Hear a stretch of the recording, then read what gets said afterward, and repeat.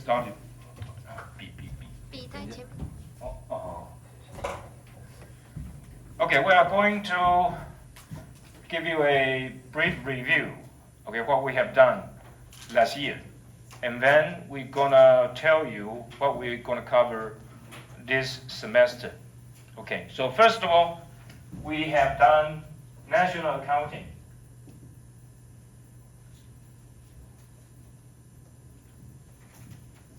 So what is that? Because we are talking about the economy for an area, a region, or a country, so we need to know how to measure, okay, the production, consumption, etc. of this economy, so that we can understand whether the economy is going up, going down, okay, and also we have price level, right, unemployment, all these things. So basically, we are talking about a nation, okay? When we talk about microeconomics, we are talking about the consumption of individuals, production of a firm, okay, and how the market interact supply and demand. So it's totally different issue. We focus on growth,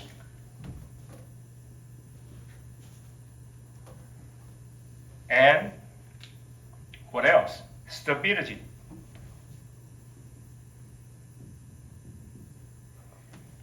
Okay, with growth, you can have more income in your pocket, right? And everyone produces more, and you get more pay.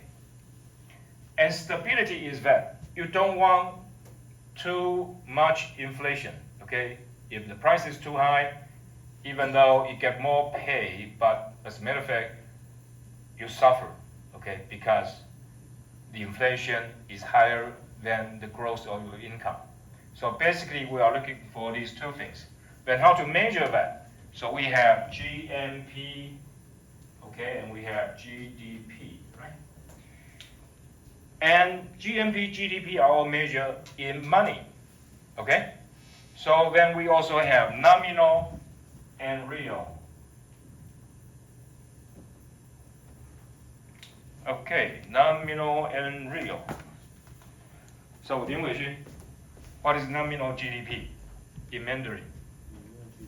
Okay, so what does that mean?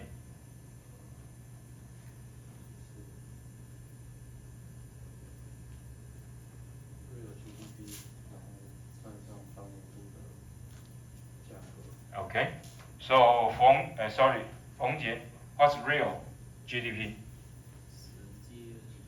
Okay, so what does that mean?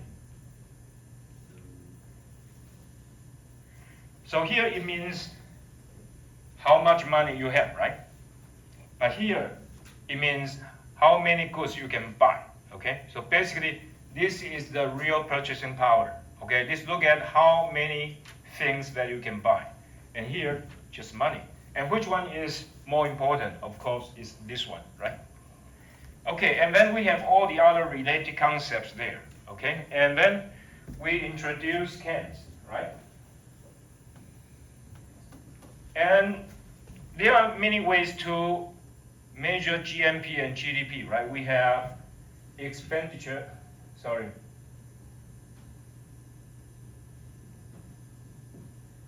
and then income, right? From the expenditure approach, there are 4 items. So what are they? Pan Ziyuan, are you here? Were you here last semester? Yes or no? Okay. Expenditure, no, expenditure.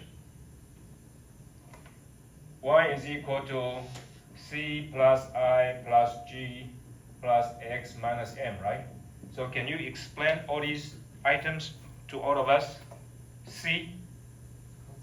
Okay. Okay. Okay. X. Net X minus M. Net export. So here is export, and here is import. Okay, good. Chayoshi, so what is this? Income approach.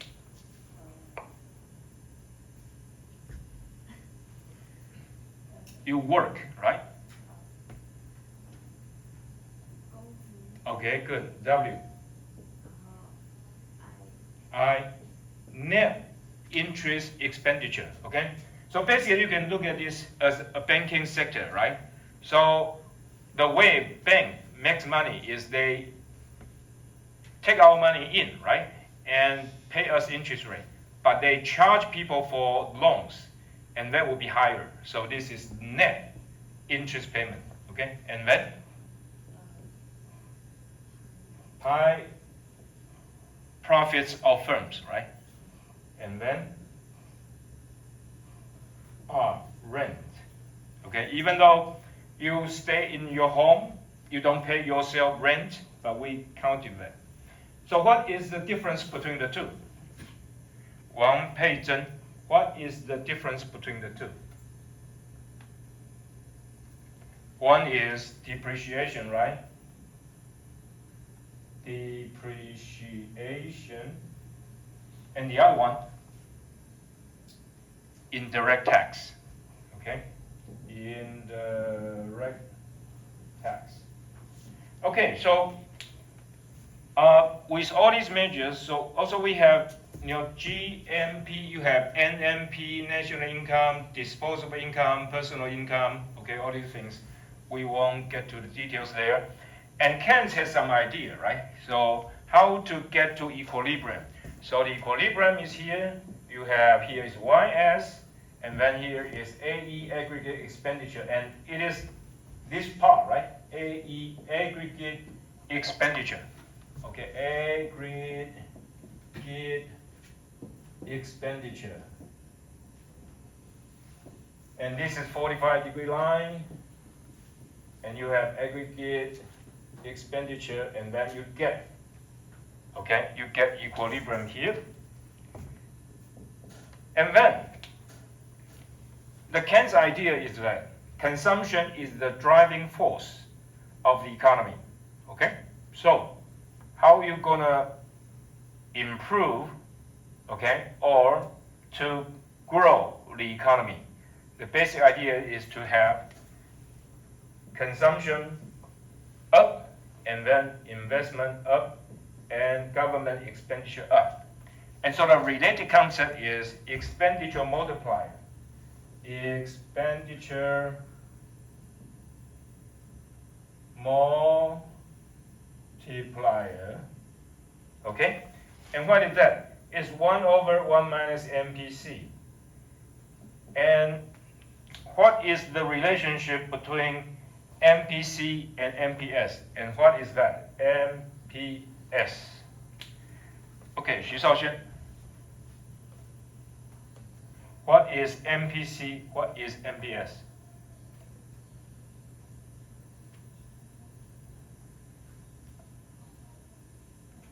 What's S?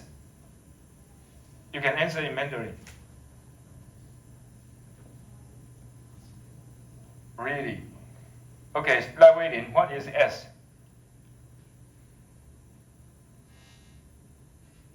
S. You forgot it? Huang Weixin, S. Louder. Okay, MPS, marginal propensity to save. And this is marginal propensity to consume, right? So, because of this, Keynes' idea is quite powerful, okay? Because let us say MPC, okay? If MPC is equal to 0.8, what is this? 1 over 1 minus 0.8, so that would be 1 over 0.2, and it's going to be equal to 5. So what does that mean? Because if someone spends, the other people will get this business, and they get more income, and then you will spend more out of it. So by the proportion of MPC. So because of this kind of chain reaction, so what you're going to get? You're going to get, if you spend $1 more, actually the economy will grow by a lot more. So that's the reason we have expenditure multiplier. And then we also have tax multiplier, okay? Tax multiplier, of course, if you have to pay more tax, okay, the less you can spend. So because of that, tax multiplier is negative, okay? And it is equal to MPC over 1 minus MPC. And remember that this is only one of the model, okay? The other one is we have, so this model is with fixed tax, okay, fixed tax. And then we have a different model with tax rate, okay? We won't talk about it here. So anyway, but the drawback for Ken's model is that it does not discuss price, okay? Because he said price has downward rigidity. It can move up easily, okay? But if you want to move down, that's quite hard, okay? So, Xu Jiaosheng, any evidence for that? Price rigidity, okay? Price rigidity, okay?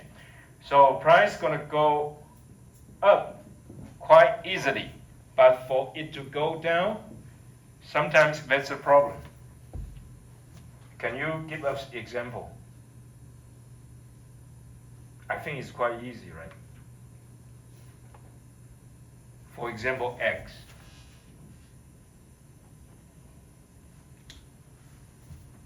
X. What about the X price now? Last year, because of the bird flu, right?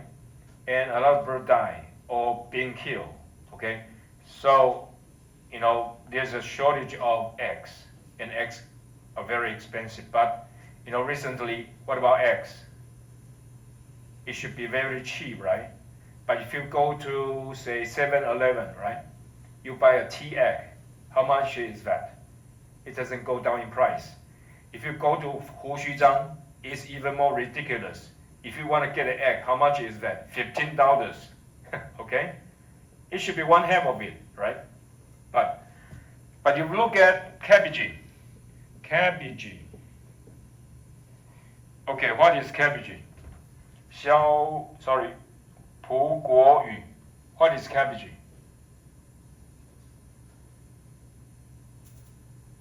No idea. Anyways. No, cabbage. No, anyway, it's fine. 肖祥俊, cabbage.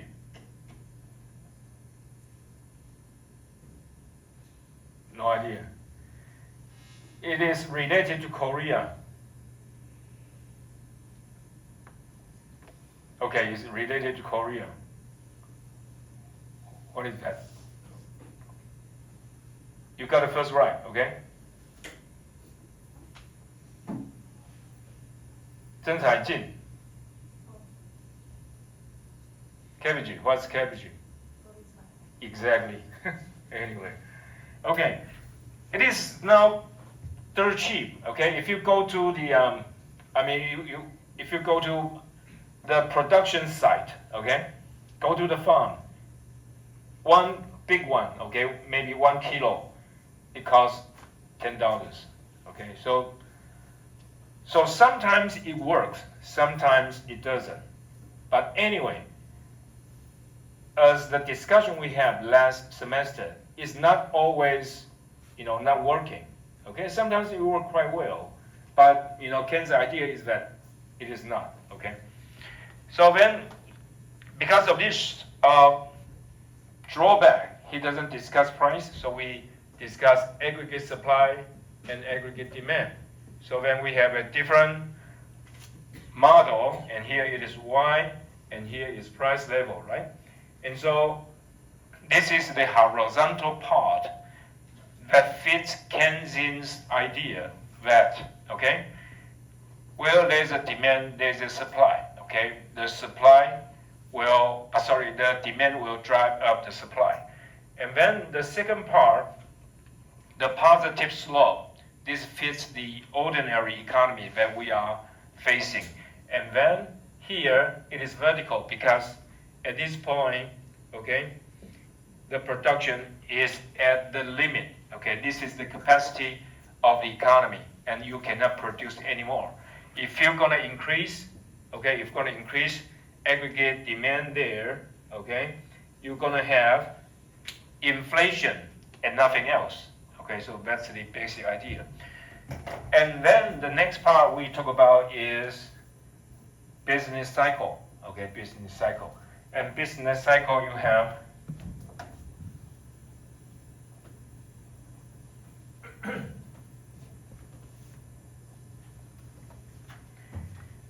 so for business cycle, you have unemployment. Okay, unemployment, and then you have inflation. All these things. Okay, and so we talk about a curve that discuss the relation between unemployment and inflation. Huang Yufeng, remember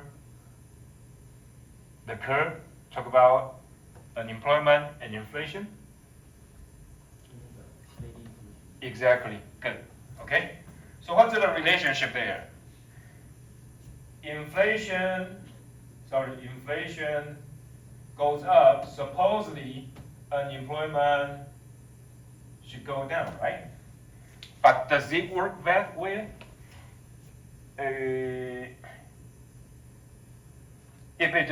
Does it always work that way? One goes up, the other goes down? No, right? Okay, in the long run, okay? So that's in the short run. In the short run, so here is, unemployment. Here is unemployment, and here is the inflation. That's in the short run, okay?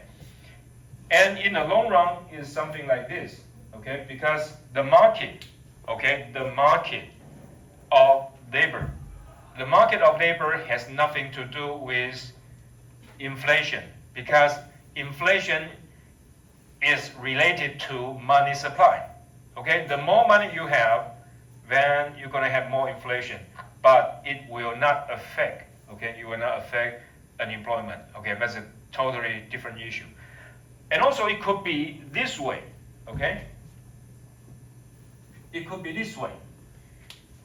Inflation moves up and unemployment also moves up. What does that mean? You have stagflation, okay? Stagflation, okay?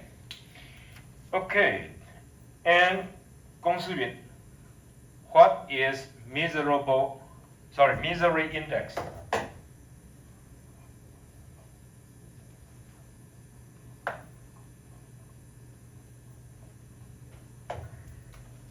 Misery index. What is index? Index.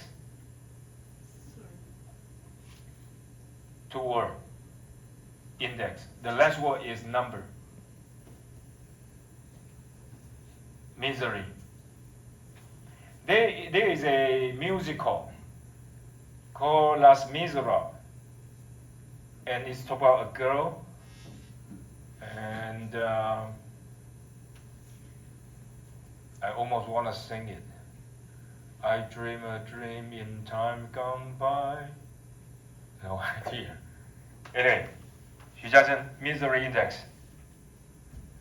4 words. The last two, index. Misery means poor, and miserable. Very bad, very sad. 朴国语, you want to say something? No. Excuse me? No, index is not that. Content. That will be content. Index. We talk about price index. What's price index? Price index. Louder. Okay, so this is index, right? What is this? Chen Yaoxi? Very sad. Louder. Yes, okay. And what is that? It has two things, right?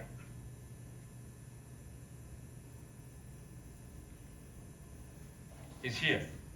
Inflation and unemployment. Okay, this misery index.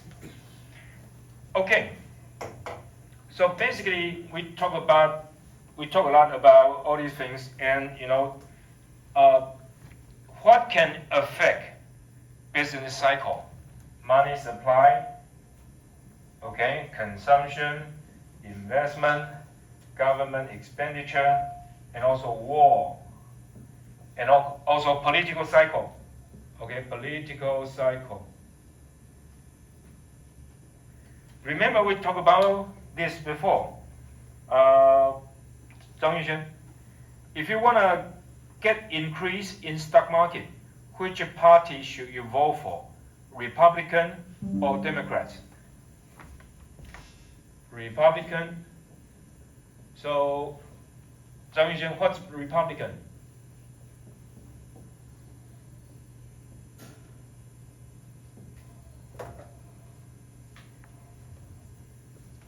Lin Chengkai, what's Republican?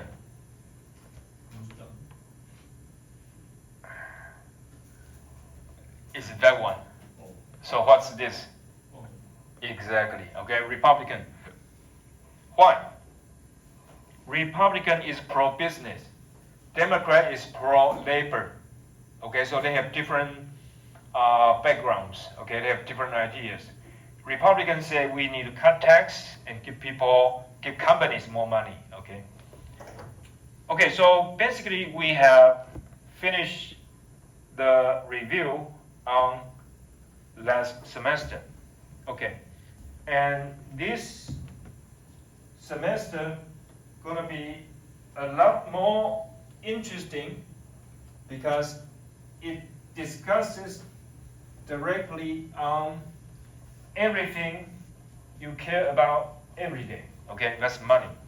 Okay, so if you have money, then you have money supply and money demand. So from money supply to money demand, what you determine? You determine interest rate. Okay? Okay, here is very important. Okay? We talk about money. Okay, so here is money, and here is our interest rate. But the book, okay, the book talk about nominal interest rate and real interest rate. That's confusing. Okay? So we only talk about real interest rate. Okay? Real interest rate. So here is real money. Okay? In terms of Taiwan, okay, when we have exam, okay, when we have exam, this M means M over P. So this is what we call real money balance. Okay, real money balance. So that's how many goods you can buy. Okay, this is how many goods you can buy. But you know the textbook talk about nominal. That's confusing. Okay, we're going to use this. And what about money supply? Money supply usually that's a given amount. Okay, given amount in the market. Okay, and then you're gonna figure out this is the money demand. Okay. So this is money supply, money demand. But there's more to it, okay? Because the banks, okay, banks can also supply money. How? It's because of the fractional reserve.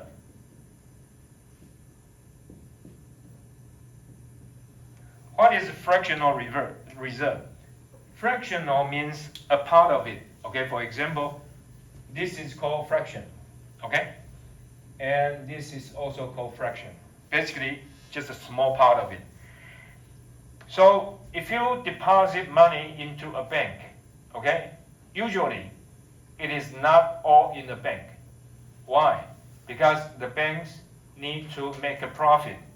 So, when you get money to the bank keep part of it to satisfy the withdrawal demand of the customers, but okay, they use a major part of it to loan to other people to make a profit out of it. So remember we talk about income approach, right? So W plus I plus R, okay, plus pi. The I is the interest income, okay, that the banks get, okay? And so because they only keep a part of it in a bank, the most of it is out as loans.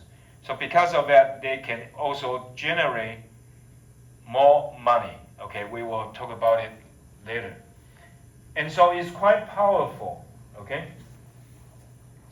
And also it's quite important, okay? Because if there's something go wrong, okay, if someone cannot pay back the loan, okay, it will be a big problem because the bank only keeps a portion of it, a very small portion of it in their bank.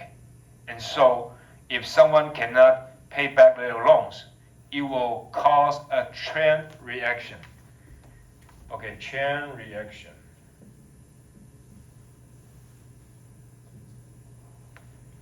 Okay, chain reaction. 杨俊祥, what is chain reaction? Exactly. Okay, good. Okay, and then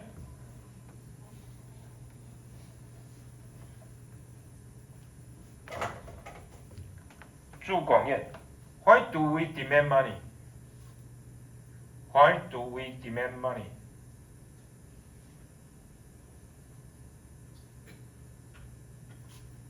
You don't need money? Give me all your money. Why do we demand money? Because you need money to buy something, right? Transaction, okay? And so, but sometimes you need to have a lot of money. For example, you want to pay your tuition, right? But sometimes you don't. But usually, it's kind of interesting. People will keep certain amount of money in their pocket, okay? And that is related to price and also related to income. If price go up, you have to get more money in your pocket, right? Because you want to buy something. And usually, if your income goes up, right? If you are more wealthy than the others, usually you want to buy more, okay? And also buy more expensive items. So that's the way it works. So anyway, when we get to that part, we will have a little more details about what's going on there. And then we have the functions of money. Okay, so I think this is quite important, right? Chen Yuxiao, why money has value? Why money has value? Why is it so valuable? You have no idea? Give me your money. I will tell you how valuable it is. Yang Junxiang. Sorry, Li Boyan. Why money has value? Because government guarantee that money has value. Okay, that's a good approach. Okay, so why money has value? Because government say it has. You can use it to pay tax. So in U.S. dollar, okay, it said this is legal tender for all debts, public and private. That's it. So sometimes we call it fiat money. Fiat money.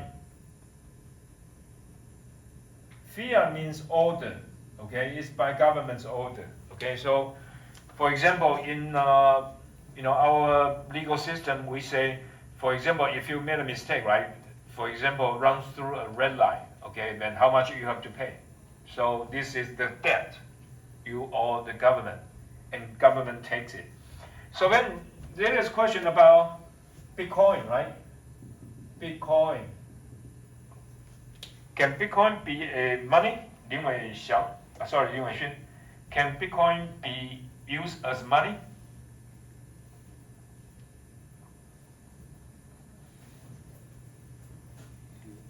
Yes? No? So, which one? Yes or no? Why? Why not? Okay, how many people have Bitcoin? Raise your hand. Because you want to use it as a transaction, right? You need to have it, but we don't. Okay? And what's the other issue? Lin Weixun.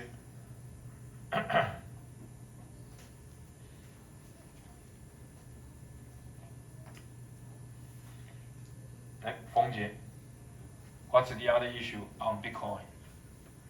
Okay, first of all, can you see Bitcoin? Can you see it? Excuse me? You cannot. So what can see it? Computer, right? So basically, if you want to use Bitcoin to buy something, you need to carry a cell phone, computer, laptop, or tablet, whatever, right? Or otherwise you won't be able. And you need to have internet. Okay? Let's take a break.